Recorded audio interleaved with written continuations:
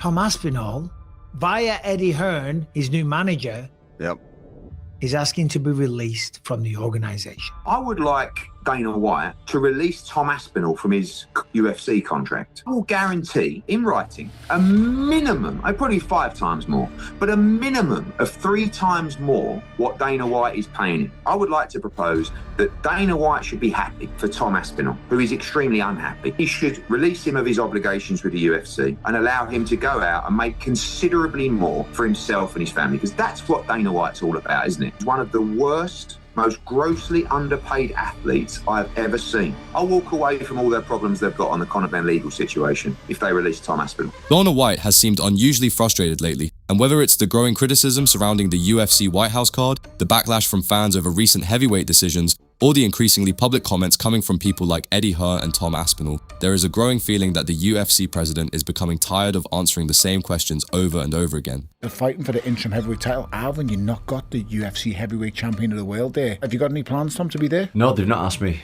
No one's asked me yet, so... How insane is that? I mean, imagine someone fighting for the heavyweight championship of the world and Usyk not being around to talk about it and commentate on it, especially if he's not actually in camp. Or Fury Magmadov without AJ there, for example. Exactly. To not have Tom there on that night will be a crime. Disrespect you? No, I don't feel disrespected. Why though? Because you're the champ, Tom. If they ask me, I'd be there. But it shouldn't be quick. He has to be there because these two are fighting to face him. He's the champ. I don't understand how he can't be. There's 2 fellas fighting for the interim title. The interim title leads to the heavyweight title. He's the heavyweight champion. Dana White, get Tom Aspinall, please, for the UFC. For a bit of punditry, I do agree with you, Tony, for what it's worth. That you should be there. Just get him there, I actually would. I just think he'd have to be there being that There's no excuses. I would. I'm going to watch it from home anyway, so if you're there, it's going to be even better, isn't it? Tom Aspinall was signed with Eddie Hearn as a manager. You obviously have some issues with Eddie. What did you think about that news, and what do you make of that decision? We don't have any issues with Eddie. They can get whoever they want to represent him. Tito Ortiz used to represent people, and we got it done.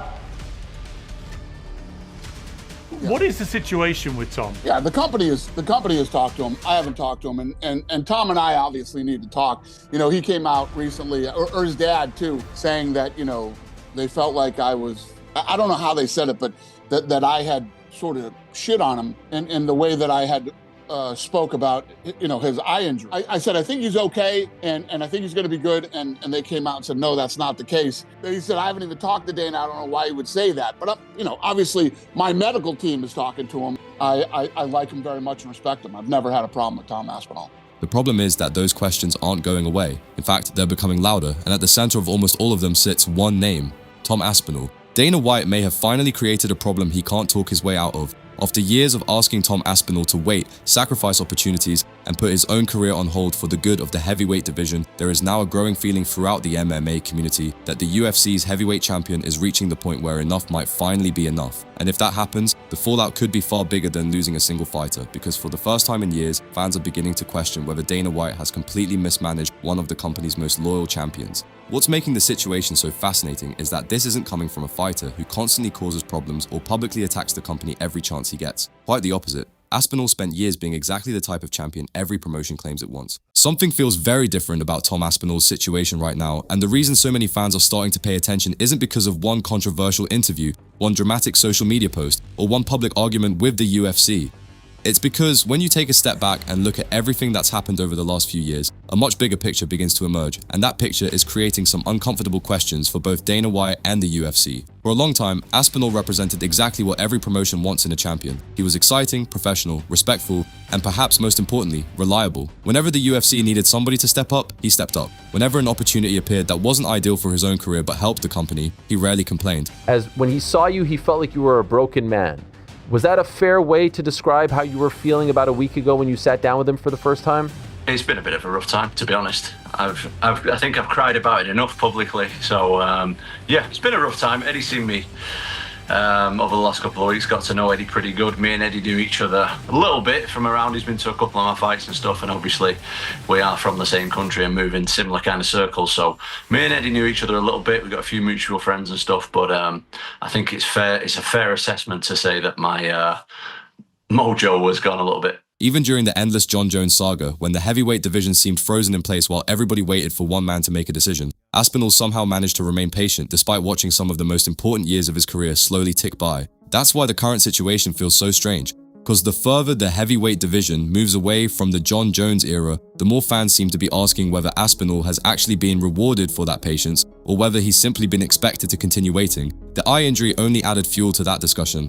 Injuries are obviously part of combat sports, but many fans felt uncomfortable with how quickly the conversation shifted away from Aspinall's recovery and back toward future matchmaking. Whether that's entirely fair or not almost doesn't matter anymore, because perception drives narratives, and the narrative that has started forming among sections of the fan base is that the heavyweight champion isn't receiving the level of support many people believe he deserves. That feeling became even stronger once the UFC White House card entered the conversation. This was supposed to be one of the biggest events in company history, the type of card fans would remember for years, the type of card that would showcase the biggest stars in the sport.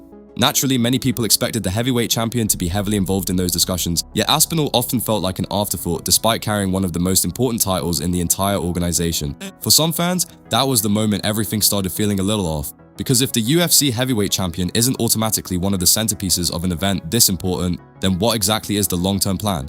That's where Eddie Hearn's comments landed like a grenade. Hearn didn't just suggest that Aspinall could earn more money elsewhere, he challenged the entire logic of the situation. If combat sports is ultimately a business and fighters are encouraged to maximize their earning potential, why shouldn't somebody like Aspinall explore every opportunity available to him?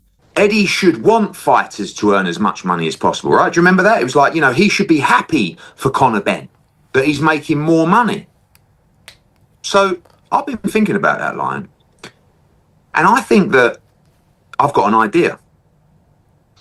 I would like Dana White to release Tom Aspinall from his UFC contract. And I will guarantee Dana White in writing that I will pay Tom Aspinall a minimum, probably 5 times more, but a minimum of 3 times more what Dana White is paying him. And I think for a hard-working, working-class man that deserves every penny he can get because of what he puts his body through, and we've seen that recently, that Dana White should be happy for Tom Aspinall to receive that deal. So I would like to propose that. I would like to propose that Dana White should be happy for Tom Aspinall, who is extremely unhappy.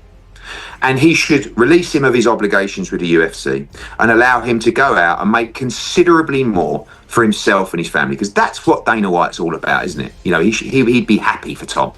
So that's what I would like. Is that a serious offer? Like, you would bring him over to Matchroom and let him fight under a boxing banner as opposed to an MMA? Look, not even a boxing banner. I mean, listen, the situation with Tom is, and he is under contract with the UFC, but unfortunately for him, he has signed a contract which is one of the worst, most grossly underpaid athletes I've ever seen in the commercial world of sport. Okay? So I think it's only fair, because Dana likes to see fighters, get their opportunity and make as much money as possible, like he said, that he should actually allow Tom to do so. Because it's just not, it's just unacceptable. And I've been quite quiet on that whole thing, and there'll be a lot more coming from me on that kind of stuff. But I've got to be honest with you, I'm looking at this kid, Tom Aspinall. I'm looking what combat sports athletes are making around the world. And I'll be honest with you, it's absolutely disgusting what they're paying him.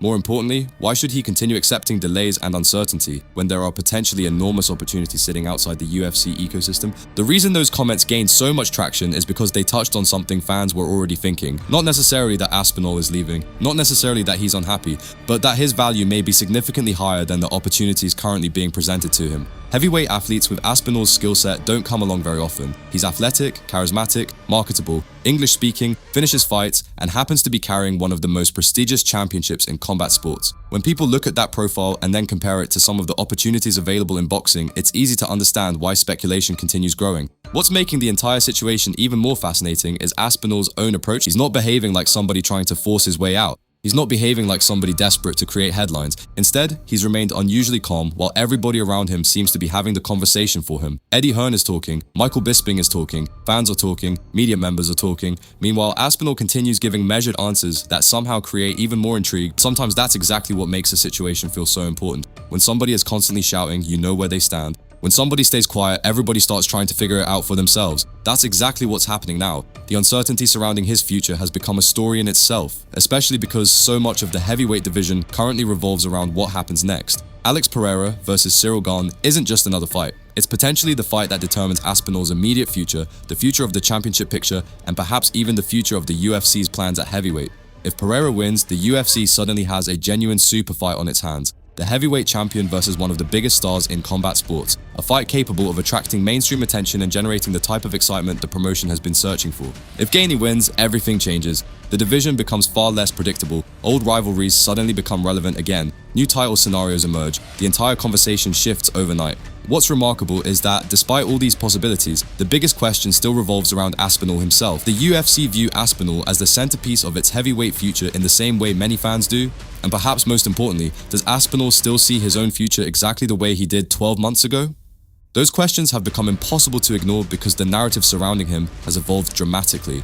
Not long ago, the entire discussion centered around one fight against Jon Jones. Today, the conversation feels much broader, touching on fighter pay, loyalty, career opportunities, promotional priorities, and the future direction of one of the UFC's most important divisions. Maybe none of it leads anywhere. Maybe Aspinall returns, defeats the winner of Pereira versus Garner, and begins building a dominant title reign that puts all these questions to rest. But maybe we're watching the early stages of something much bigger, where years of patience, sacrifice, and professionalism eventually lead a fighter to reassess what he wants from the next chapter of his career. And if that happens, Dana White and the UFC may discover that keeping a heavyweight champion happy is a lot easier than trying to replace one.